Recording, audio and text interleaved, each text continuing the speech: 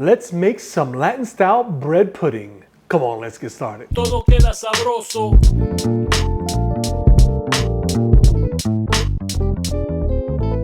Hey everyone, welcome or welcome back. I'm Chef Patrick, and today we're going to be doing a Latin style bread pudding called Budin de Pan. Budin simply means pudding and pan is bread. But this bread pudding is a little bit different than your typical American style bread pudding. And let me show you how. Okay, so here I have some French bread, which I left out for a couple days until it got a little bit hard, if you can see. And we want it like that because that's really going to help soak up the milk egg mixture that we're going to add to it. And all we want to do is just cut this into smaller pieces.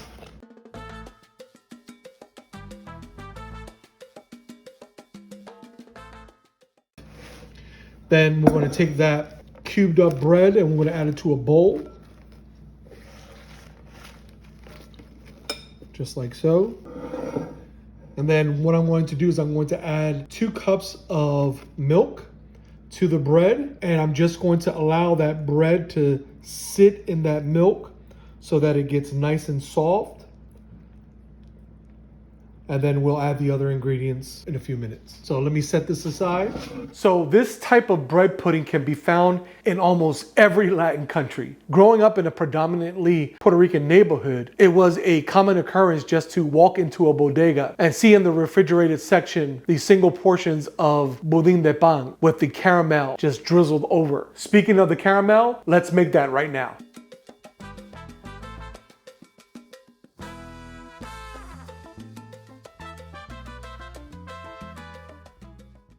Okay, as you can see, I have a beautiful amber color, and so I want to stop here and then add it to my baking dish. Okay, here I have my baking dish, a bundt pan. And I want to swirl that around. Be careful because it's hot. And I also want to do the sides. Here we have our caramel all ready to go. Now let's get back to our bread pudding.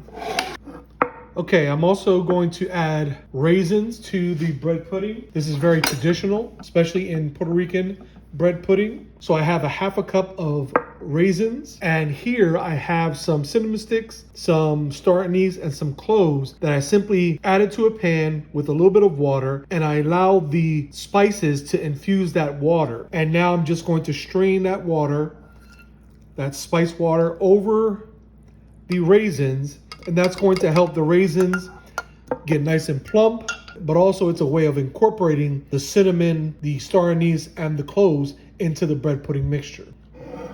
Okay, I'm also going to prepare my eggs. I have 4 eggs here, and I'm simply going to crack them into this bowl. Just like that. To that, I'm going to add a pinch of salt, 1 1/4 cups of granulated sugar, and about a teaspoon of vanilla extract. We're going to mix that all together until it's just combined. There we have our egg mixture. Set that aside. Okay, here's our bread. It's been soaking for about half an hour. Most of that milk has been absorbed by the bread. And now we're going to add our egg and sugar mixture. To this, we're also going to add about 4 ounces of butter, melted butter. Also the soaked raisins soaked in that spice syrup. Then we're going to mix this around. But we're not done, we're not done. Now we're going to take a potato masher and we're going to mash the bread. American style bread pudding is more bready. You have big lumps of that or chunks of that bread, wherein the Latin style bread pudding is more smoother and creamier. And the reason for that is this method of just smushing that bread until it almost becomes like oatmeal. All right, let's put it in our mold. Okay, here's a bundt pan. And what I'm going to do is I'm just going to add a little bit of flaky sea salt around that caramel, kind of making a salted caramel. We're simply going to add, you can tell that caramel is still hot because it's literally cracking. Totally fine though. And we're just going to add the bread pudding all around.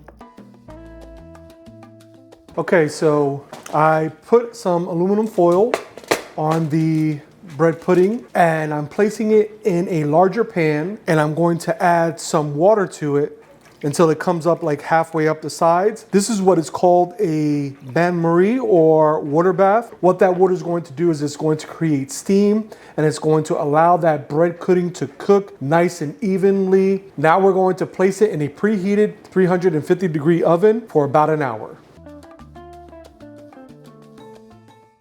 Just going to lift it up. See that caramelization?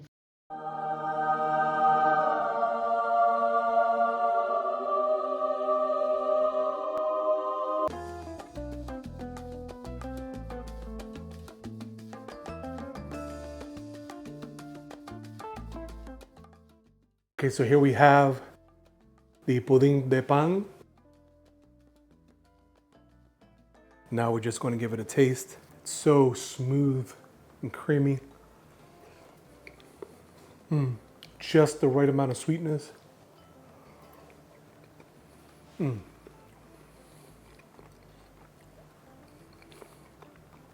This brings me back. Make this Budin de Pan. Make it sabroso. Thanks for watching. If you really like this video, don't forget to like and share, and hit that subscribe button along with the notification bell so you can stay up to date on all new content. And remember, food can look good, but if it doesn't taste good, then your cooking is in vain. So make it sabroso.